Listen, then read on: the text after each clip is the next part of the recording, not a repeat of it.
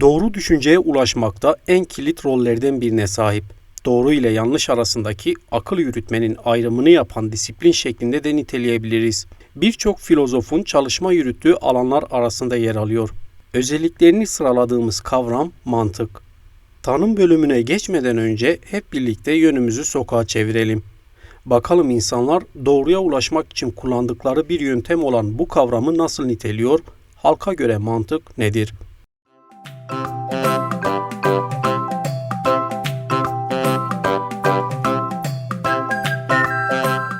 Mantık kalbi devreye sokmadan karar verdiğimiz şeylerdir. Hani kalp duygusunu hissetmeden beynimizde karar verdiğimiz hemen şeylerdir. Mantık nedir? Mantık bir şeyin üzerinde düşündüğümüz zaman o şey düşüncemize, fikrimize uygun mu değil midir? Bir olayda doğru ve yanlışı ayırt etmemize yardımcı olan veya zorda kaldığımızda mesela daha çok mantığımızı kullanırız. Doğruyu düşünüp yanlış ayırt etme. Mantık akılla kalp arasında kalınca daha çok devreye attığımız bir şeydir. Yani daha çok kullanabildiğimiz. Mantık benim kanaatime göre, fikrime göre, düşünceme göre insanların tabii her insanın kendine göre bir üretim ve düşünsel yapısı vardır. Kişiden kişiye değişen üretkenlik biçimi diye ben yorumlarım.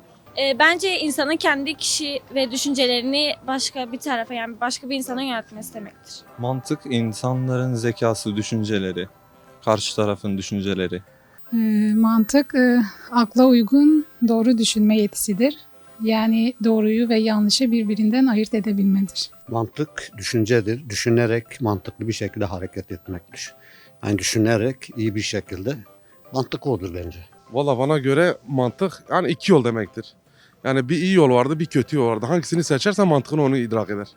Yani kötü yolu seçersen mantığın kötü yoldan gider. İyi yolu seçersen iyi yolu denersin yani. Mantık da bence budur yani.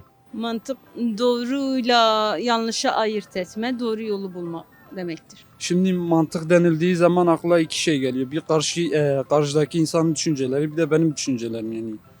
İkisinin kapsadığı bir alandır mantık. Bana sorarsanız mantık pragmatizmin yol göstericisidir. Doğruyla yanlışı ayırt etme. Doğruyu ve yanlışı ayırt etme biçimidir. Mantık aklımız ile hareket etmektir. Bence aklımızdan geçen şeyleri mantık diye yorumlayabiliriz. Akla uygun düşünme yetisi ve yolu diyebiliriz. Mantık bence akla yatkın olanı düşünmektir. Yani doğruyu olana yönelmektir. Hayattır mantık ya. Düşünme yoludur, doğruyu bulma yoludur, çalışmaktır. Mantığınla hareket etmektir. Düşünerek hareket etmektir. Yani mantık deyince ya akla bunlar geliyor. Mantık kişinin düşünceleridir, fikirleridir, vicdanıdır, ahlakıdır. Genel geçer yaşadığı toplum, din, hürriyet, ırk, dil fark etmeksizin çağa ayak uydurmaktır. Mantık bana göre bunlardır.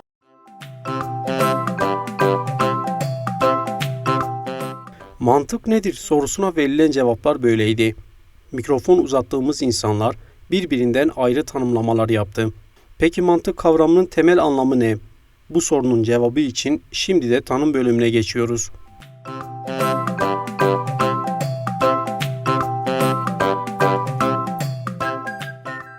Mantık, felsefenin geleneksel dalları arasında yer alıyor. Eldeki verilerin kullanılmasıyla sonuç çıkarma sanatıdır. Daha özgün olarak dille akıl yürütmedir. Mantık kavramı gerçeğe uygun bir biçimde düşünmek şeklinde de tanımlanabilir. Her ne kadar felsefenin bir dalı olsa da matematik ve bilgisayar biliminin de bir parçası haline geldi.